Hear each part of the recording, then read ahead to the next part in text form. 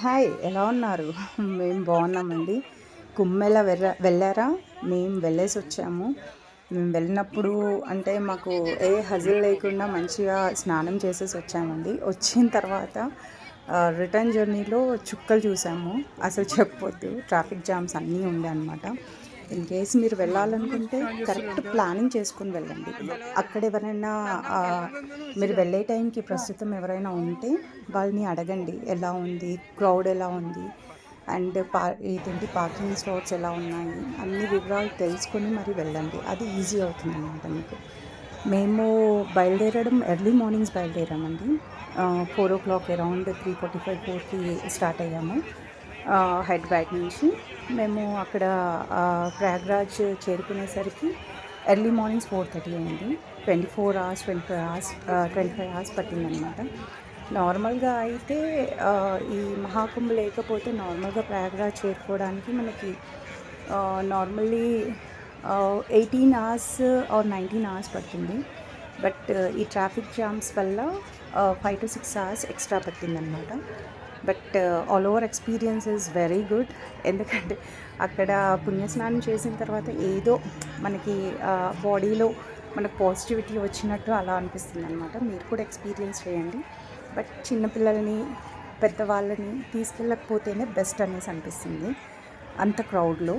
మా అమ్మని మా మామయ్యని అట్లే మా పిల్లల్ని కూడా తీసుకొని వెళ్ళలేదన్నమాట. వాళ్ళు వస్తామనేసి అన్నారు. ఎంత మారం చేసినా మా పిల్లల్ని తీసుకొని వెళ్ళలేదు. ఆ క్రౌడ్లో ఎందుకు రిస్క్ తీసుకోవడం అనేసి. మీరు కూడా ఇన్ కేస్ పాసిబిలిటీ ఉంటే వేరే వాళ్ళ దగ్గర మీ పేరెంట్స్ దగ్గర ఉంచేసి వెళ్ళేసి రావడం బెస్ట్. కానీ overall experience is very good అండి.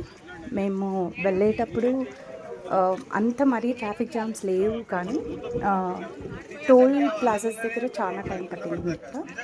అక్కడ ట్రాఫిక్ జామ్స్ ఉన్నాయి. బట్ ఆన్ ది వేలో ఎక్కడ ట్రాఫిక్ జామ్స్ అనేసి అనిపించలేదు మాకు. మేము వెళ్ళేటప్పుడు అరేల్ ఘాట్కి వెళ్ళామండి. అరేల్ ఘాట్కి వెళ్ళి స్నానం చేసామన్నమాట. అది నార్మల్గా విఐపీస్ వెళ్ళి అక్కడ స్నానాలు చేస్తారు. అరేల్ ఘాట్ నుంచి సంగంకి వెళ్తారనమాట. ఎందుకంటే అరేల్ ఘాట్లో యమునా నది ప్రవహిస్తుంది. అందుకే అక్కడి నుంచి బోట్ త్రూ సంగంకి వెళ్ళి స్నానాలు చేసేసి వస్తారనమాట. అందుకే మేము వెళ్ళేటప్పుడు మేము అనుకోలేదు. అరేల్ ఘాట్ చూసాము అన్ని రీల్స్లో, అరేల్ ఘాట్ అనేసి. బట్ మేము ఎక్కడ ట్రాఫిక్ డైవర్షన్స్లో మేము ఎక్కడ వెళ్తామో మాకే తెలియలేదన్నమాట. వెళ్ళేసరికి ట్రాఫిక్ డైవర్షన్స్ ఉండే అప్పటికి. బట్ మా గుడ్ లక్ ఏంటి అని అంటే డైరెక్ట్ టర్న్ తీసుకొని అరేల్ ఘాట్ దాకా వెళ్ళాము. ఏ పోలీస్ మమ్మల్ని ఆపలేదు. డైరెక్ట్ అక్కడికి వెళ్ళాము. నియర్ బై 4:30 కల్లా మేము చేరుకున్నామన్నమాట. అండ్ నది పక్కనే మేము పార్కింగ్ చేసామన్నమాట. అది మాకు ఒకందుకు మంచిది అనిపిస్తుంది, ఒకందుకు డిసడ్వాంటేజ్ అనిపిస్తుంది. ఎందుకంటే స్నానం చేసి బయటికి రాగానే రిటర్న్ జర్నీలో చుక్కలు కనిపించాయి. ఒకటే ప్లేస్లో మేము ఆల్మోస్ట్ 5 hours అలానే కార్లోనే ఉండిపోయామన్నమాట. అంత ట్రాఫిక్ జాము. ఏంటి అని అంటే ఎందుకు ట్రాఫిక్ జాము అని అంటే ఎవరో విఐపీస్ వచ్చారు అనేసి ట్రాఫిక్ని అలానే ఉంచేశారంట. అది మేము ఇదేంటి కంప్లైంట్ ఇద్దాము అనేసి కాల్ చేస్తే ట్రాఫిక్ పోలీస్ వాళ్ళకి కాల్ చేస్తే వాళ్ళు చెప్పారనమాట బికాజ్ ఆఫ్ విఐపీస్ వచ్చారు అనేసి. బట్ మాకైతే మంచిగా అనిపించలేదు. విఐపీస్ వస్తే ఇంతమందిని స్ట్రక్ చేయడం ఇట్స్ నాట్ ఫెయిర్ అనేసి అనిపించింది అనమాట. దాని తర్వాత మేమందరం కాల్ చేస్తే విదిన్ మినిట్స్లో సిఆర్పిఎఫ్ వాళ్ళు వచ్చేసి క్లియర్ చేశారు.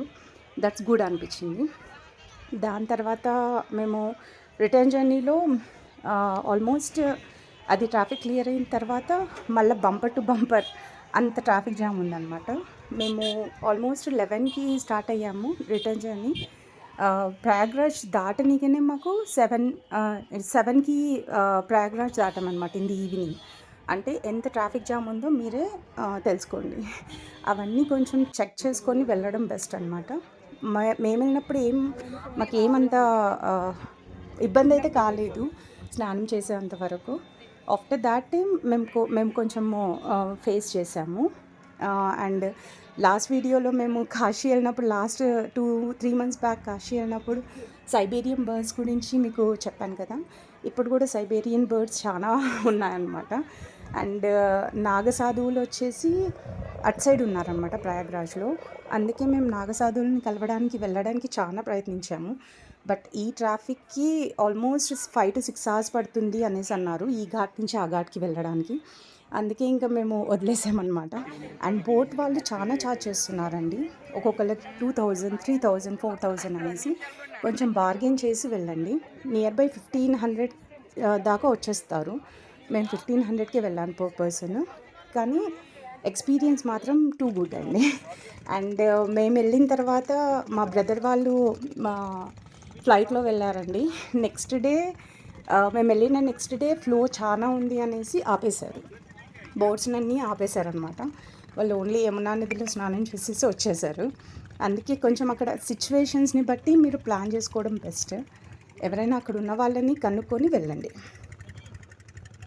అండ్ ఇంకొకటి ఏంటి అని అంటే అక్కడ హెలికాప్టర్స్ది కూడా ఫెసిలిటీస్ ఉన్నాయి. దానికి ప్రీ బుకింగ్స్ చేసుకోవాలన్నమాట. pavanhans.co.in వెబ్సైట్ త్రూ మనము బుక్ చేసుకోవచ్చు అనమాట. పర్ పర్సన్ 12,000 రూపీస్ ఛార్జ్ చేస్తున్నారు nearby. Just go and check it. Minimum అయితే అంత అని విన్నాను. ఒకసారి చెక్ చేసుకోండి. If you want experience that, మీకు ఇదేంటి ప్రయాగ్రాజ్ అంతా ఏరియల్ వ్యూ కనిపిస్తుంది అనమాట దాంట్లో వెళ్తే. అదొకసారి చెక్ చేసుకోండి. In case if you are interested go for that. మేము చెక్ చేసాము, బట్ బుకింగ్స్ ఆల్రెడీ అయిపోయాయి 21st దాకా ఐ థింక్ అనేసి అన్నారనమాట.